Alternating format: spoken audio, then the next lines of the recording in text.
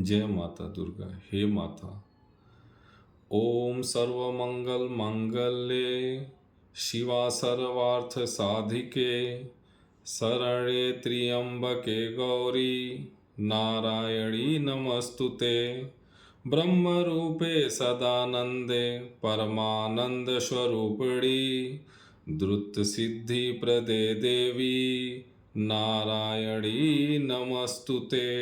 नारायणी नमस्तुते। नारायणी नमस्तुते। नारायणी नमस्तुते। नारायणी नमस्तुते।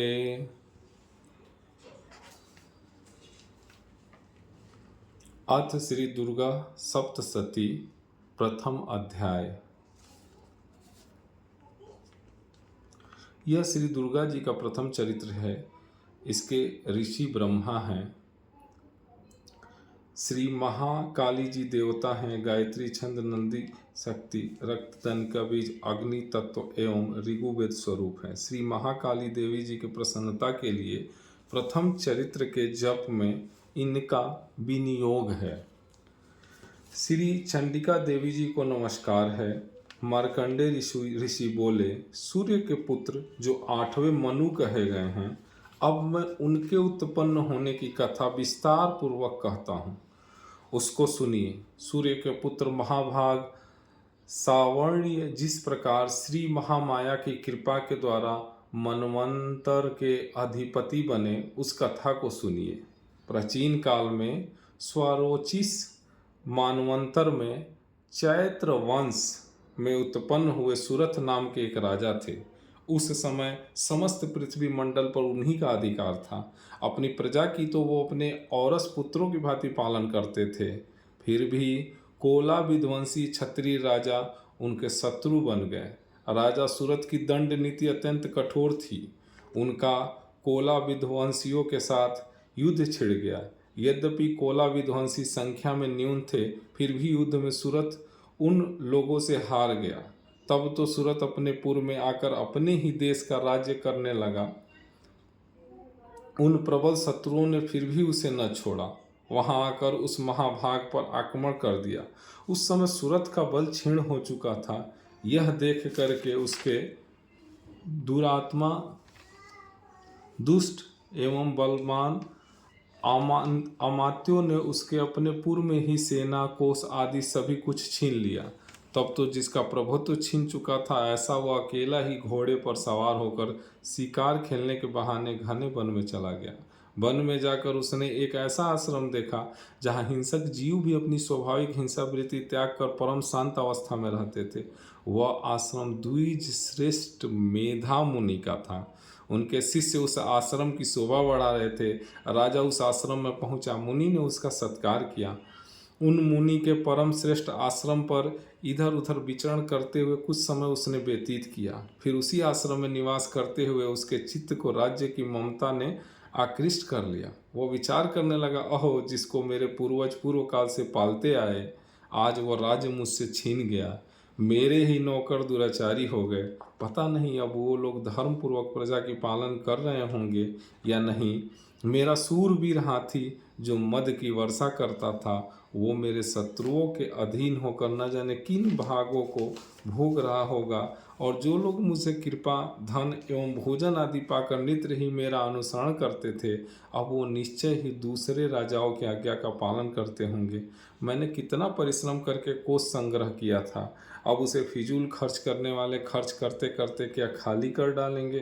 अत्यंत दुख से संचित खजाना क्या सचमुच नष्ट हो जाएगा। इस प्रकार की और भी बातें राजा सतत विचारने लगा। इस प्रकार विचारते विचारते एक दिन विप्रवर मेधा मुनि के आश्रम के पास एक वैश्य को देखा। पास जाकर पूछा कि तुम कौन हो, इस आश्रम पर आने का क्या कारण है? तुम तो शोकग्रस्त एवं उदास दिखाई देते हो, इसका क्या कारण है? यह राजा ने प्रेम पूर्वक पूछा। राजा की बात सुनकर वैश्य ने अत्यंत नम्रता से उत्तर दिया। वैश्य बोला, मैं धनवान कुल में उत्पन्न हुआ समाधि नाम का वैश्य हूँ। धन के लोभ में पड़कर मेरे पुत्र एवं स्त्रियों ने अत्यंत दुष्ट होकर मुझे घर से निकाल दिया। इस समय मैं धन पुत्र से हीन हूँ। मेरा ही धन पाकर मेरे असाधु बंधुओं ने मुझे हटा दिया है। मैं अत्यंत दुखी होकर वन में चला आया हूँ। यहाँ आने पर मुझे यह भी मालूम नहीं कि मेरे पुत्र, स्त्री एवं संबंधियों की कुशल है कि नहीं। मेरे बांधव एवं स्त्री पुत्रों का क्या समाचार होगा। घर में रहते हुए अब उन्हें किसी प्रकार का कष्ट तो न होगा। न जाने मेरे पुत्र किस प्रकार रह रहे होंगे, दुराचारी होंगे अथवा सदाचारी। राजा बोले, अरे जिन लोभी पुत्र बंधुओं ने धन छीन कर तुम्हें निकाल दिया, उनके लिए तुम्हारे मन में इतना स्नेह क्यों है, इतनी ममता क्यों है। वैश्य बोला, आप मेरे विषय में जैसी बात कर रहे हैं सो सब यथार्थ है, पर मैं क्या करूं, मेरा मन कठोर होता ही नहीं। जिन पुत्रों ने धन के लोभ में पड़कर पितृ प्रेम, स्त्री ने पति प्रेम, स्वजनों ने हार्दिक प्रेम त्याग कर मुझे घर से निकाल दिया, फिर उन्हीं के लिए मुझे इतना प्रेम क्यों है। मैं सब कुछ जानते हुए भी इस बात को नहीं जान सकता। हे महामते, मैं क्या हूँ। उन गुण रहित बंधु बांधवों के लिए मेरे चित्त में इतना प्रेम क्यों उमड़ रहा है। उनके लिए मैं लंबी लंबी सांसें भरता हूँ। उन संबंधियों में मेरे लिए प्रेम का अभाव है, तो भी मेरा मन उनके लिए कठोर नहीं होता। इसके लिए मैं क्या करूँ। मार्कंडेय जी बोले, हे ब्राह्मण श्रेष्ठ, तब वो दोनों राजा सुरथ तथा समाधि नामक वैश्य मेधा मुनि के पास साथ साथ पहुँचे। वो श्रेष्ठ राजा तथा समाधि वैश्य न्यायपूर्वक ऋषि का सत्कार करके उनके चरणों में बैठ गए। वैश्य और राजा ने वार्तालाप आरंभ किया। राजा बोले, हे भगवान, मैं आपसे एक बात पूछता हूँ, कृपा करके उसे बताएं। मेरा मन अपने बस में नहीं। यह बात मेरे मन को अति दुखित कर रही है। मेरा राज्य मुझसे छीन गया, उसकी तथा उस राज्य के सभी अंगों की ममता मुझे लग रही है। मैं जानता हूँ कि अब वो राज्य मेरा नहीं है, फिर भी हे मुनिराज, यज्ञों की भांति मैं उसके लिए अत्यंत दुखी हूँ। इसका क्या कारण है। इधर इस वैश्य को भी पुत्र, स्त्री, नौकर चाकरों ने अपमानित करके घर से निकाल दिया है। यद्यपि इसे संबंधियों ने त्याग भी दिया, फिर भी इसका मन उनमें स्नेह करता है। इस प्रकार यह और मैं दोनों ही अत्यंत दुखित हैं। हे महाभाग, जिस विषय में दोष प्रत्यक्ष दिखाई दे रहा है, उसमें भी हमारा मन ममता के कारण क्यों खींचा जा रहा है। इसका क्या कारण है। हम दोनों ज्ञानवान हैं, फिर भी ऐसा मोह क्यों। मुझमें विचार शून्य पुरुष की भांति मूर्खता प्रत्यक्ष दिखाई देती है।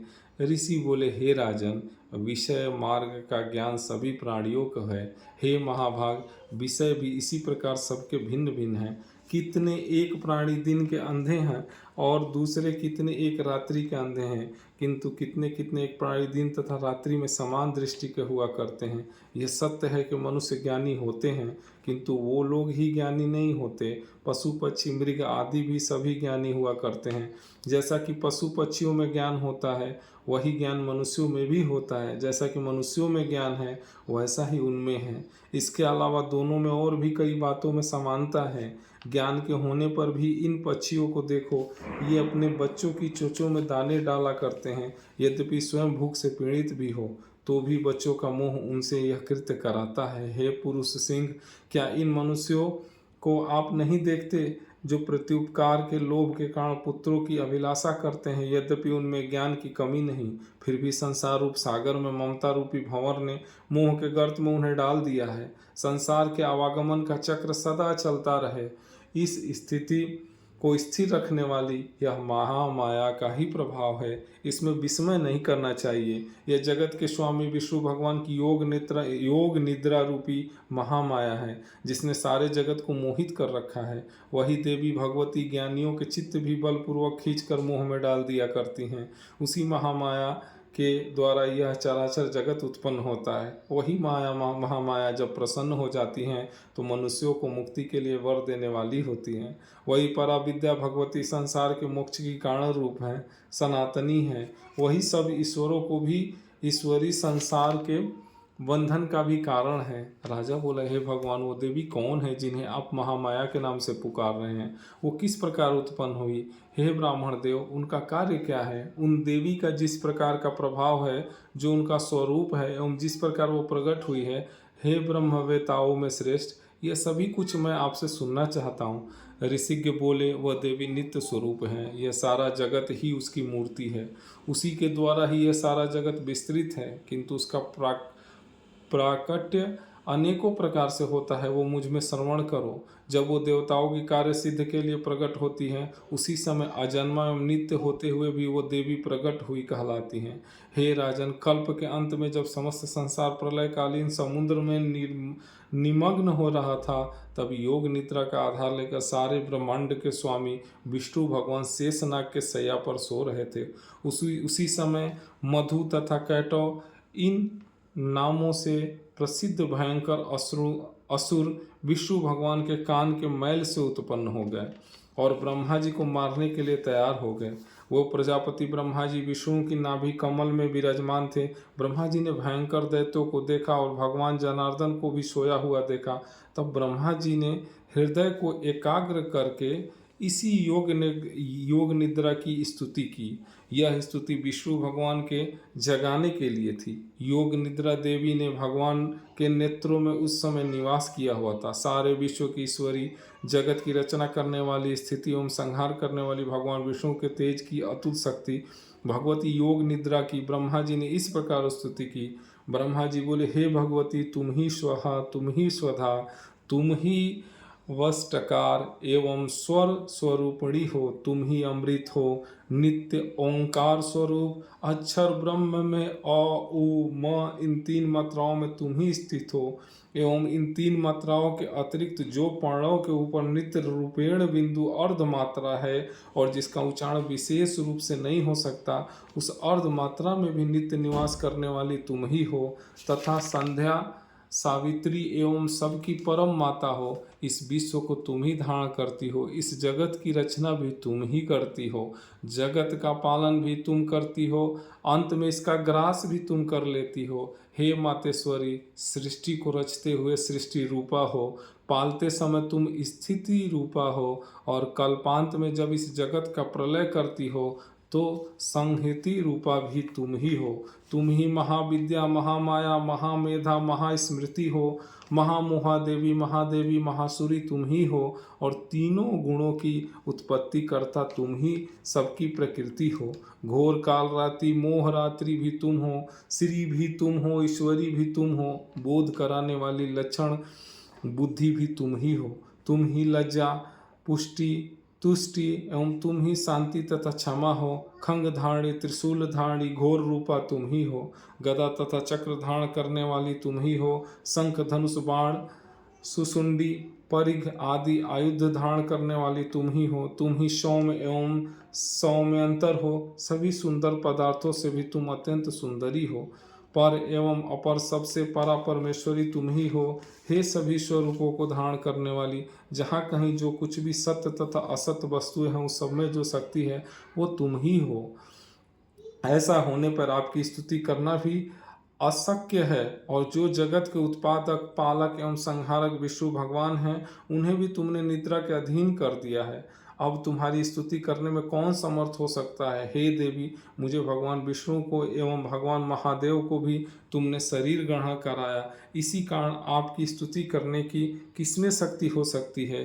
हे देवी, तुम अपने उदार प्रभावों के द्वारा ही स्वयं प्रशस्त हो। हे देवी, ये मधु तथा कैटव दोनों दुर्धर्ष असुर हैं, इन्हें मोहित करो और जगत के स्वामी विष्णु भगवान को अत्यंत शीघ्र ही जगा दो। इसके साथ साथ भगवान के हृदय में इन दोनों को मार डालने की बुद्धि उत्पन्न करो। ऋषि बोले, हे राजन, जब इस प्रकार ब्रह्मा जी ने उस तमोगुणी देवी की स्तुति की विष्णु भगवान को जगाने के लिए एवं मधु कैटव दोनों को मारने के लिए, तो भगवान के नेत्र, मुख, नासिक, भुजा, हृदय एवं वक्ष अस्तर से प्रकट होकर वह देवी अव्यक्त जन्मा ब्रह्मा जी की सृष्टि के सामने उपस्थित हो गई। तब योग निद्रा में मुक्त हुए जगन्नाथ जनार्दन भगवान एकाणों के जल में शेष शैया से जाग गए और उन दोनों को सामने देखा। वो दुरात्मा अत्यंत प्रकर्मी मधु कैटव क्रोध से आंखें लाल लाल करके ब्रह्मा जी को खा जाने के लिए तैयार थे। तब झटपट उठकर भगवान विष्णु ने उन दोनों के साथ युद्ध करना आरंभ कर दिया। वो दोनों बलवान होने के कारण उन्मत्त थे एवं महामाया से विमोहित थे। उनके साथ विष्णु जी ने 5000 वर्ष पर्यंत भुजा युद्ध किया। तब उन दोनों दैत्यों ने केशव भगवान से कहा कि हम तुम्हारे पराक्रम से प्रसन्न हैं। कोई वर मांग लो।